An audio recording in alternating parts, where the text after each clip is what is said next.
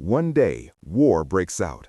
Missiles fall, tanks explode, defense systems go dark. Not because of bombs, but because a tiny chip, smaller than your fingernail, stops working.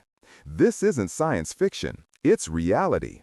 And it's why the world's superpowers are ready to fight. Not for land, not for oil, but for control of this invisible weapon. The semiconductor. A piece of lifeless silicon, yet it commands everything.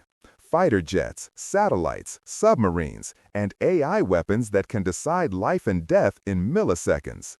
Just one factory in Taiwan, TSMC, produces over 90% of the world's most advanced chips. If that factory goes dark, the world's economy and even modern warfare could collapse overnight. That's why the United States, China, and Europe are now locked in a silent war. A war not measured in miles, but in nanometers, where every chip is a bullet, every shipment is a battle, and whoever controls silicon controls civilization itself. Welcome to the invisible weapon, how semiconductors decide the fate of nations. A war without blood, but one that will determine the future of humanity. In every era of warfare, technology reshaped the battlefield. In the 20th century, it was oil, steel, and nuclear fire. In the 21st century, it's something quieter, smaller, invisible to the eye. Today's most decisive military operations do not begin with tanks crossing borders or bombs raining from the sky. They begin with semiconductors. The jet that strikes without warning, the drone that stalks silently, the missile that turns mid-air and hits with pinpoint accuracy, the encrypted command systems that link all of them together. All depend on chips. Not just any chips, but advanced, high-performance microprocessors packed with billions of transistors.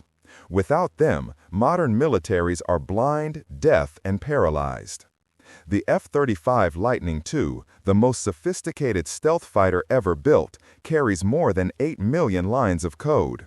It fuses data from infrared sensors, radar, GPS, targeting systems, and electronic warfare equipment in real time.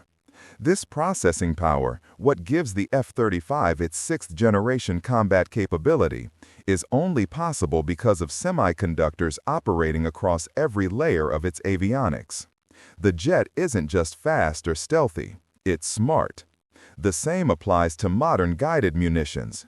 Javelin anti-tank missiles, HIMARS rocket systems, and JDAM smart bombs all rely on onboard chips to guide themselves through GPS and inertial navigation. With each strike, war becomes less about brute force and more about computational precision. And behind every precision strike is a line of silicon. Then there are drones. Turkish-made Bayraktar TB2 UAVs, for instance, changed the battlefield in Ukraine. Equipped with high-resolution sensors and semi-autonomous targeting algorithms, they can loiter, identify, and strike targets with astonishing accuracy, all thanks to microchips.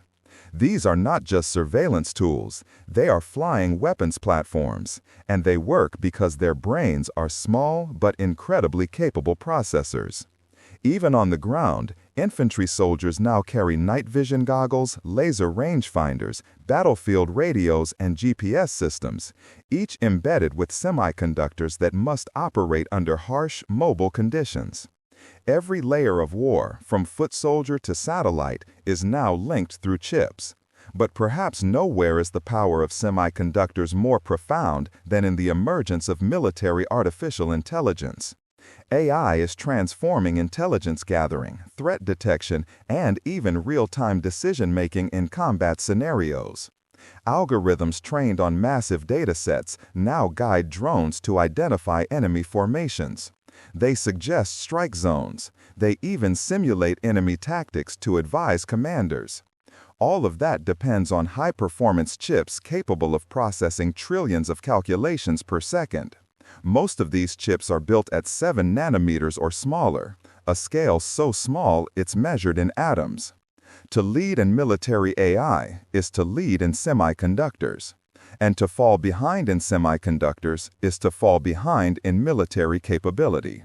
This is why, as the U.S. National Security Commission on Artificial Intelligence warned, quote, "If a hostile power gains control of semiconductor supply or accelerates beyond us in AI, they will dominate every aspect of warfare, conventional, cyber, and nuclear." What makes this race more alarming is how fragile the chip supply chain really is. The COVID-19 pandemic was a wake-up call. As factories shut down and demand for electronics soared, a massive global chip shortage erupted. Automakers had to halt production, smartphone launches were delayed, even gaming consoles vanished from shelves. But the consequences didn't stop there. Defense contractors began to feel the squeeze. Missile programs reported delays. Military electronic systems faced backlogs. And for the first time in decades, defense planners realized their arsenals were dependent on supply chains they didn't control.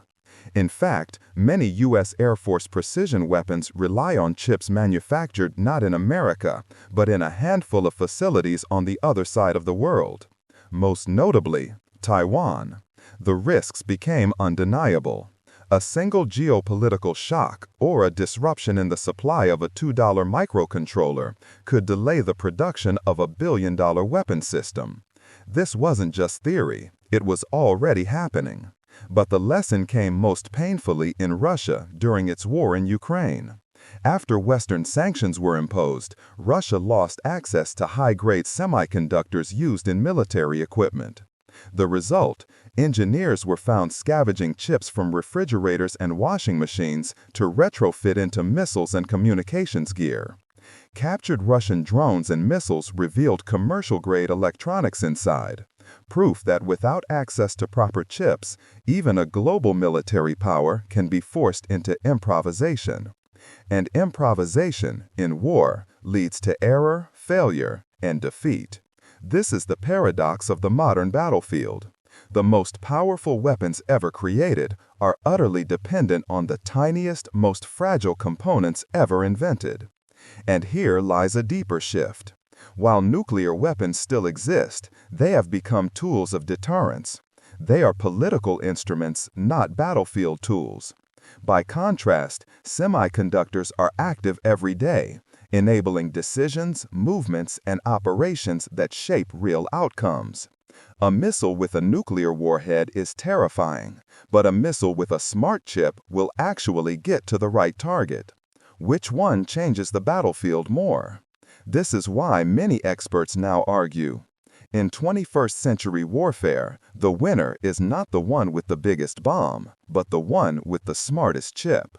And today, the world's smartest chips are not made in vast nuclear labs.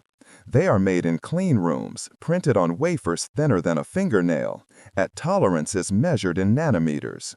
This is the invisible weapon, and it's already deciding the future of war. The strategic role of TSMC and Taiwan in the global supply chain. Taiwan, through Taiwan Semiconductor Manufacturing Company, TSMC, has emerged as the most critical choke point in the global technology infrastructure.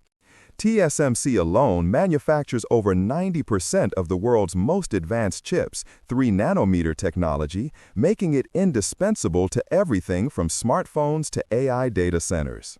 The island is so vital that it's often dubbed the Silicon Shield of modern geopolitics.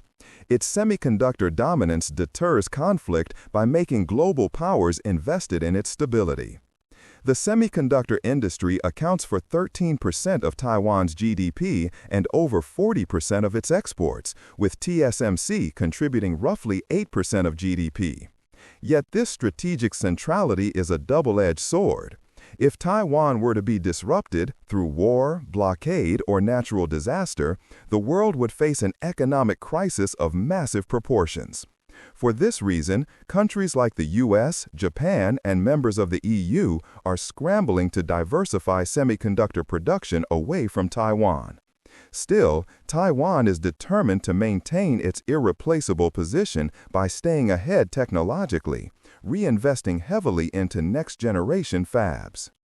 U.S. response, export controls, and the CHIPS Act. Faced with China's technological rise and Taiwan's vulnerability, the United States initiated sweeping measures to curb China's access to cutting-edge chips and rebuild its own domestic capabilities. Starting with export restrictions in 2020, Washington banned companies like TSMC from supplying advanced chips to Chinese tech giants like Huawei. In October 2022, the Biden administration enacted sweeping export controls, barring Chinese access to high-performance computing chips like NVIDIA's A100 and H100, as well as the tools necessary to make them. In parallel, the U.S. launched an industrial renaissance through the CHIPS and Science Act, allocating $52 billion in subsidies to domestic semiconductor manufacturing. This triggered a wave of investment. TSMC committed $40 billion to build 2 fabs in Arizona. Samsung began construction on a $17 billion fab in Texas. Intel launched new facilities in Ohio and Arizona with $8 billion in federal support. These fabs aim to restore America's share of advanced chip production to nearly 30% by 2032, up from near zero in 2019. The U.S. is also forging a chip alliance with allies like Japan and the Netherlands to restrict Chinese access to advanced chip-making tools, particularly EUV lithography machines from Dutch firm ASML.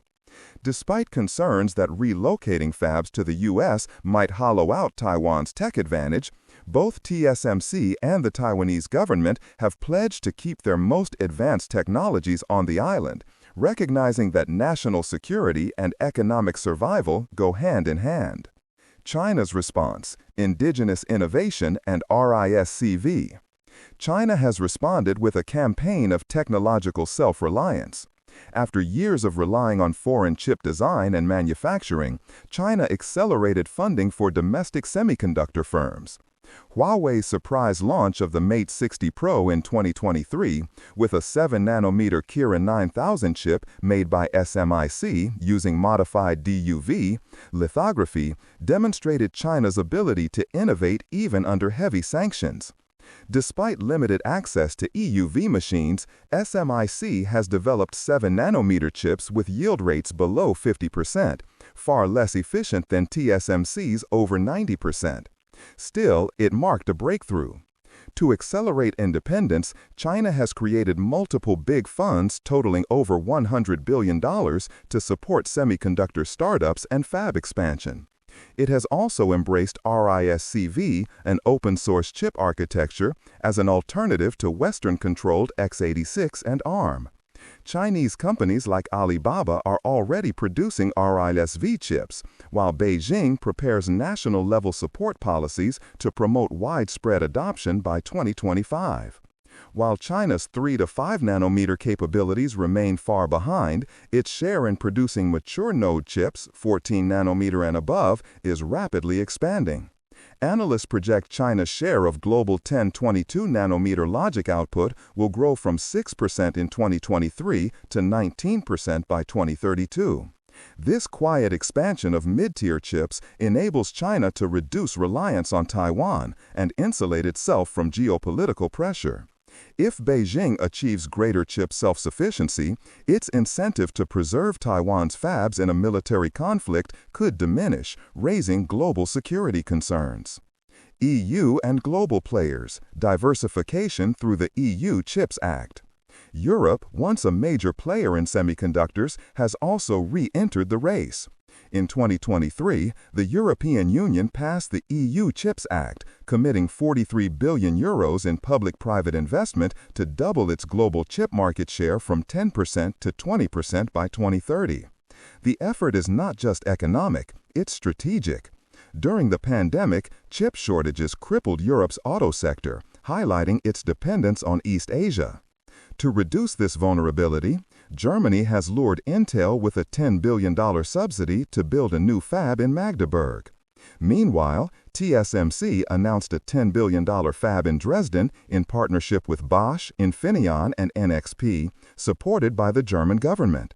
The goal is to create a resilient chip ecosystem across Europe, not just for advanced nodes.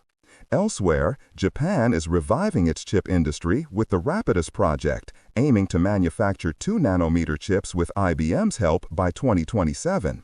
South Korea plans to invest $450 billion over the next decade to expand production and material supply chains. India is courting chip makers with generous subsidies. These global efforts are part of a historic shift away from hyper-centralized production in East Asia toward a more balanced, secure global chip supply chain. Tech Cold War 2.0 from space to silicon. The current chip war resembles a new Cold War, this time over silicon rather than space.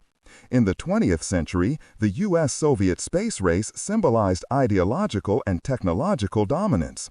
Today, the U.S.-China chip race reflects the same dynamic. Instead of rocket launches, it's now about who can produce the most powerful AI accelerator or smallest nanometer chip. Both nations view chips as strategic weapons.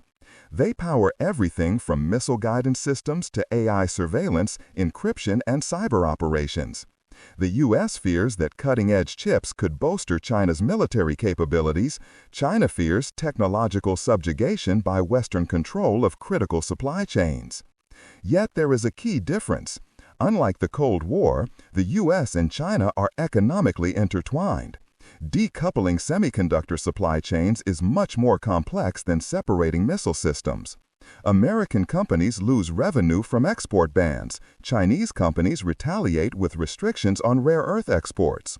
The global tech landscape is now splitting into two ecosystems, one U.S.-aligned, the other China-led. What happens if Taiwan is cut off? Imagine a scenario where Taiwan's semiconductor exports are disrupted due to war, blockade, or natural disaster. The consequences would be catastrophic. One study estimates that a complete cutoff would cost the global economy up to $2.7 trillion in the first year. The U.S. alone could see GDP shrink by 8%, surpassing the economic damage of the 2008 financial crisis or the COVID-19 pandemic. Factories across the globe, from Detroit to Dusseldorf, would grind to a halt. Smartphones, cars, AI data centers, and even military hardware depend on advanced chips from Taiwan. The global supply chain is so interconnected that even countries not directly involved, such as Vietnam or Malaysia, would suffer heavy losses. Worse, if a military conflict breaks out, the risk of escalation is immense. Some U.S. officials have even discussed sabotaging TSMC's equipment to prevent it from falling into Beijing's hands. Taiwan, too, has emergency plans to disable its fabs if necessary. In short, semiconductors are no longer just a technological asset. They are a linchpin of modern civilization. As the world shifts into an era where microchips rival oil in strategic importance, the battle over who controls their design and manufacture could shape the geopolitical order for decades to come.